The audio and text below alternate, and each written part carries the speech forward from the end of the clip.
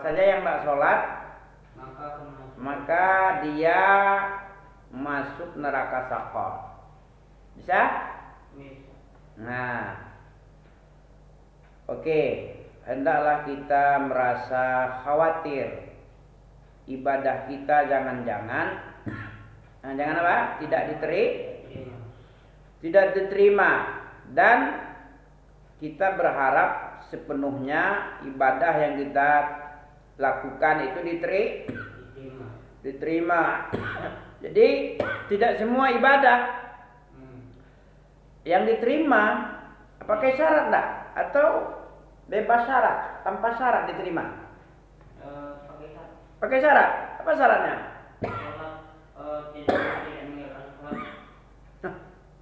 Yang betul. Syaratnya diterima ibadah bukan cuma sholat aja, entah ngaji kita, entah amal ibadah kita. Ibadah kan banyak. Syarat diterima ibadah itu apa?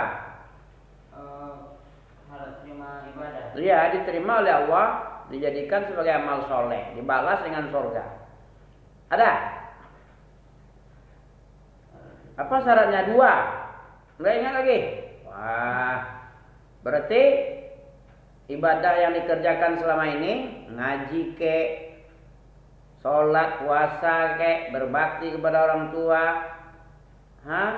beramal soleh, nggak pengen diterima?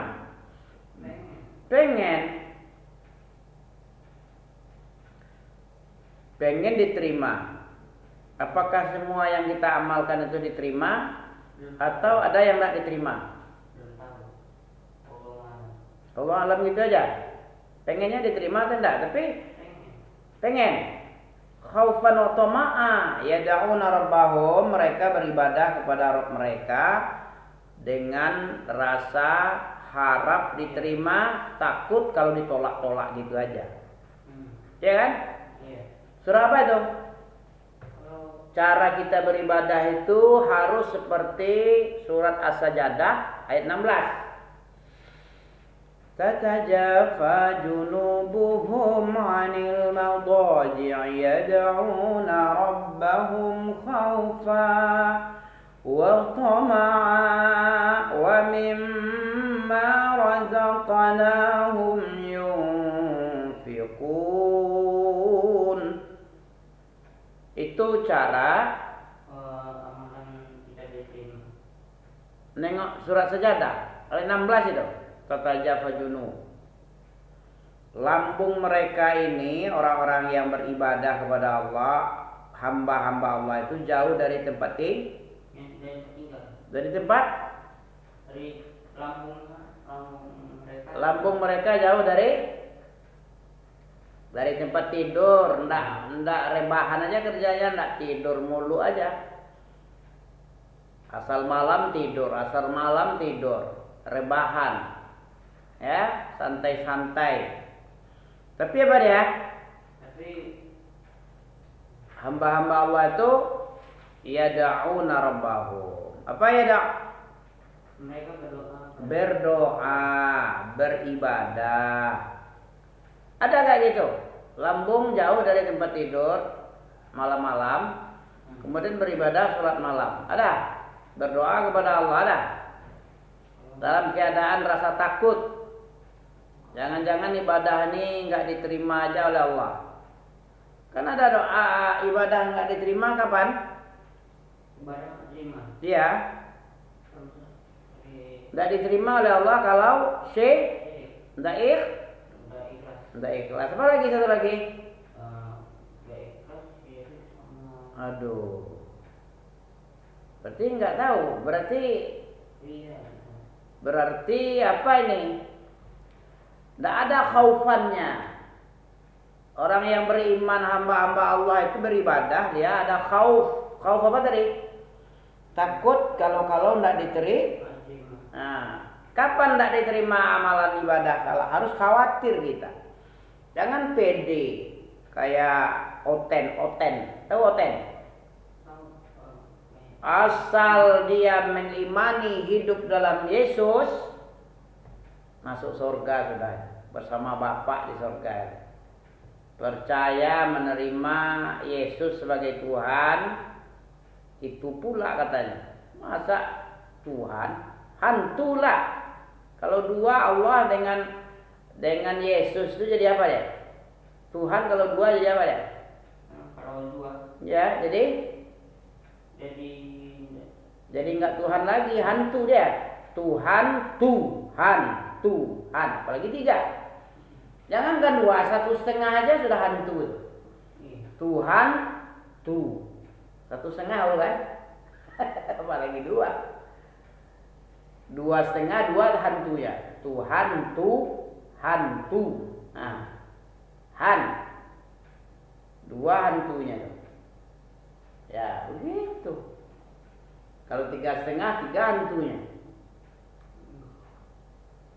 4 Tuhan, 3,5 Tuhan aja sudah 3 hantunya.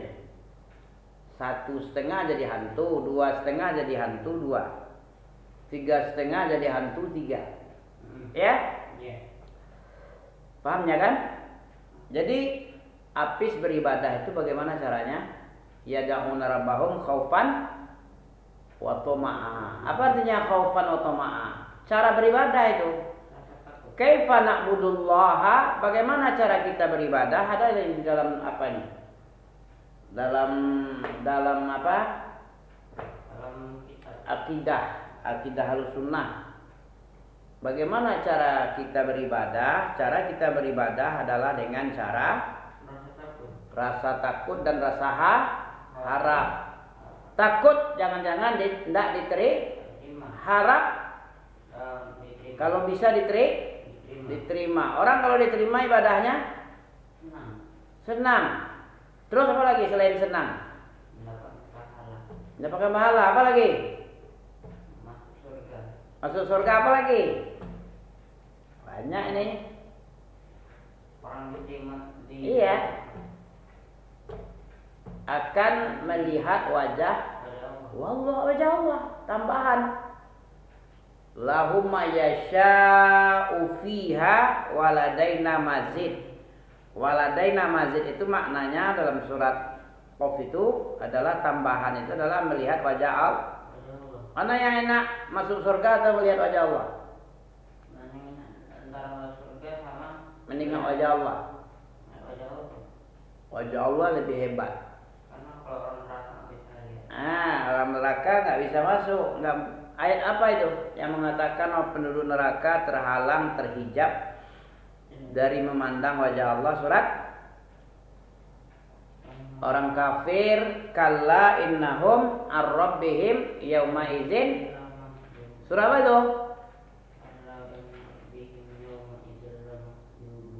Ya.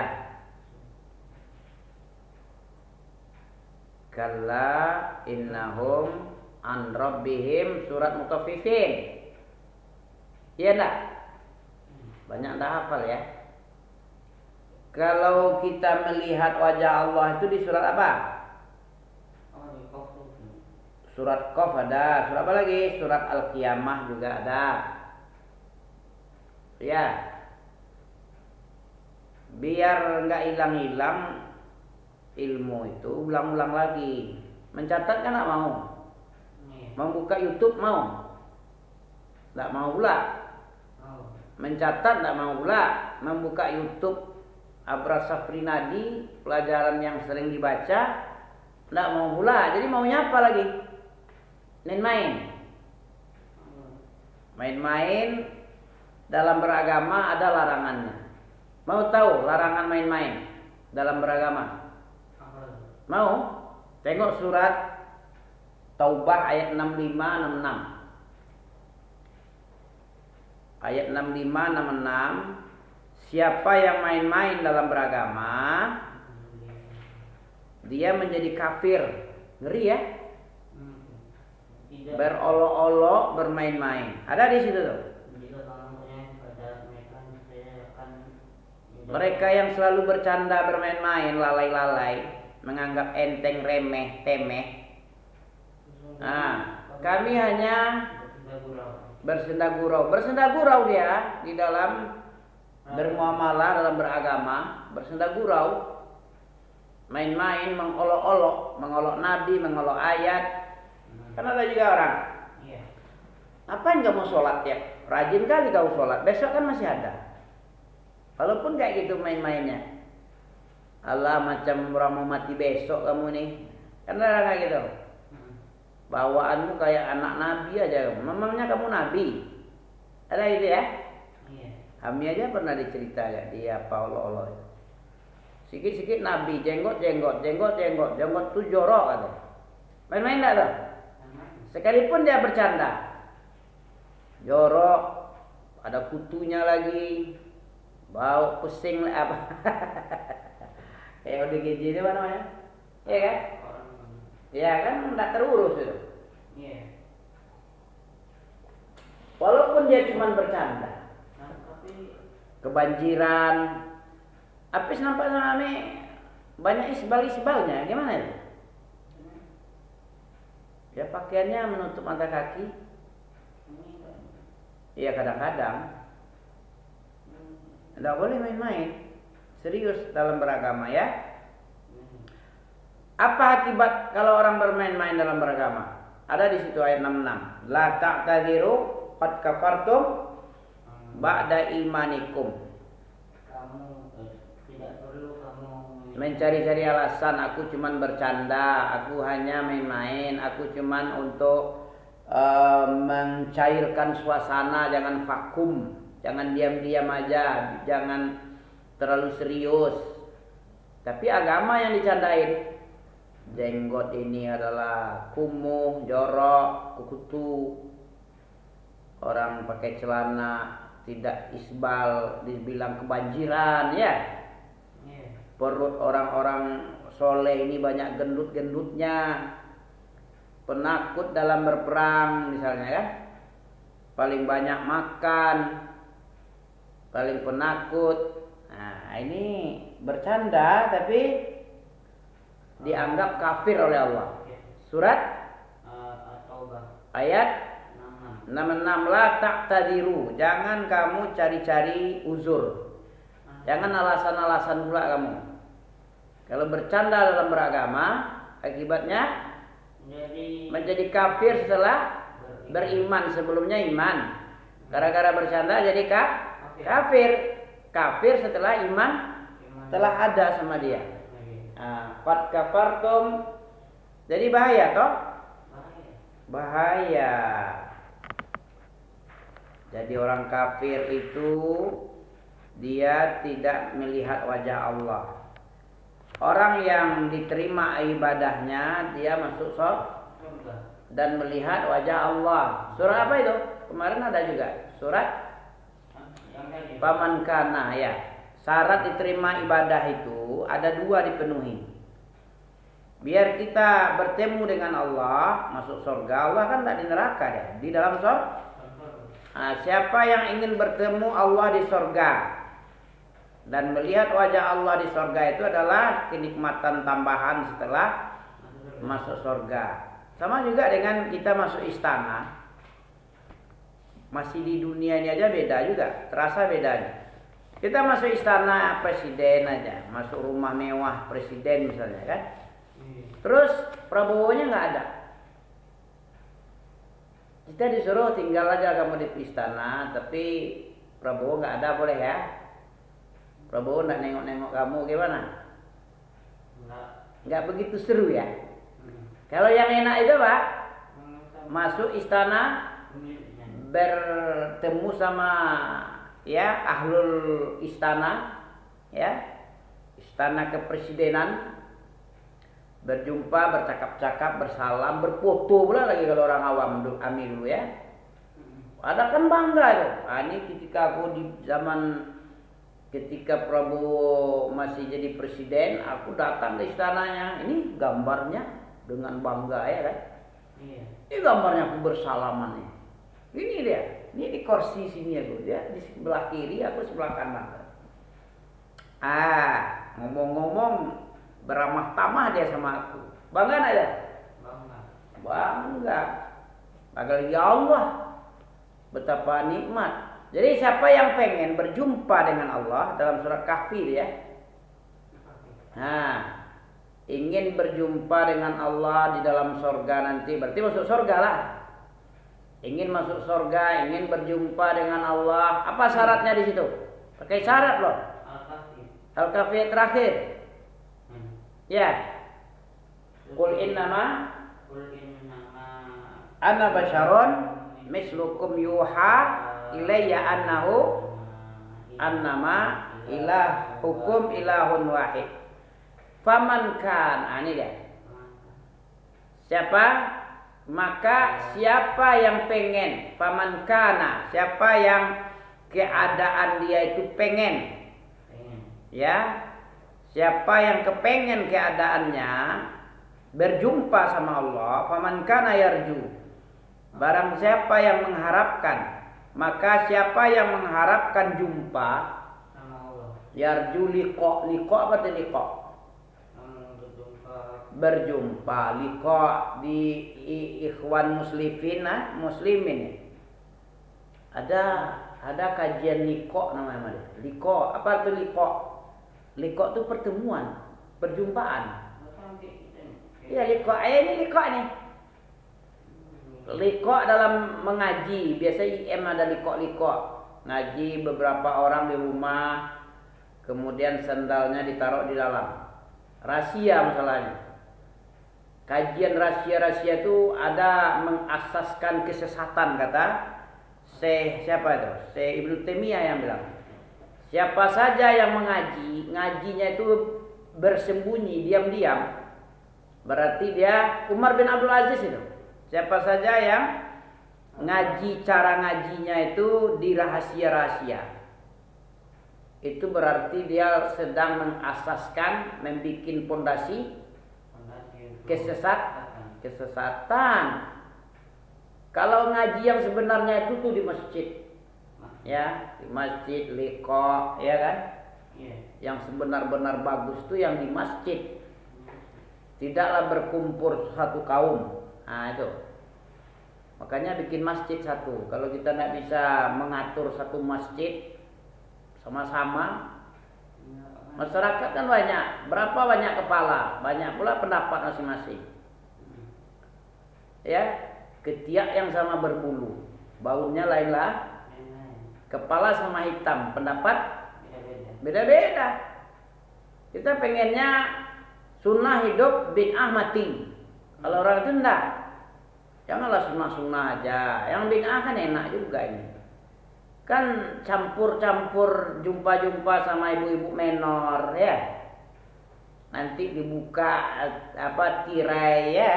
Sebelumnya dalam waktu sholat 5 waktu ditutup. Giliran ngaji dibuka. Untuk apa dibuka? Untuk apa ditutup kalau sholat? Sholat kan orang ngadep ke situ semua. Laki-laki tidak ada nengok, ya. Kemana? Ada orang sholat nengok ke belakang? Enggak. Jadi tidak perlu lah ditutup itu. Iya. Kalau mau dibuka juga ketika pengajian, ngapain ditutup? Gila nggak ada? Nggak masuk akal, ya. Mestinya ketika ngaji ditutup, ketika sholat dibuka nggak masalah. Kenapa? Karena orang ngadep kiblat semuanya. Kenapa ditutup? Ini kebalik-balik. Nggak jalan IQ-nya mungkin ya, kincir-kincirnya nggak jalan, ya. Ya, mestinya, begitulah orang awam itu, saking nggak berpikirnya, ya kan. Ketika dibutuhkan hijab, dibukanya hijab itu. Orang berkumpul-kumpul cuma berpandang-pandang mata, dibuka hijab. Ketika mata terarah ke kiblat, laki-laki tidak nengok ke belakang, perempuan pun tidak nengok, ya pantatnya aja yang ditengok, punggung-punggung laki-laki aja. Ya untuk apa ditutup kali? Yang perlu ditutup ketika berhadapan-hadapan itu, nampak menor-menornya, ya kan? Nampak bedak nano-nano, ya. Bedak pelangi, muka pelangi, hitam, hijau, kuning, apa lagi? Merah, biru, ya. Ya itu yang pengen orang-orang ahlu bidah itu, ya. pengen meraya-rayakan itu tuh nabi kumpul makan-makan, kemudian bercanda-canda. Kalau nggak ada itu nggak seru katanya. Ngapainlah seru-seruan. Yang penting, nah ini kalau mau diterima, ini tadi. Apa kalau mau diterima ibadah kita, falyamal amalan sholihah. Hendaklah dia beramal dengan amal soleh. Isra Mi'raj itu amal soleh enggak? Amal soleh Isra Mi'raj. Memperingati meraya-rayakan berkumpul-kumpul. Hah? Kalau yang mungkin misalnya di masjid. Ya. Mengada-ada sesuatu yang dulunya enggak ada, terus dibikin. Berarti kita apa? Inovasi. Inovasi tiada henti lah berarti ya. Apalagi satu lagi? Modifikasi. Menambah dan mengurang. Kalau itu baik, tentu Nabi menyuruh. Kalau itu baik, tentu Nabi yang duluan tahu.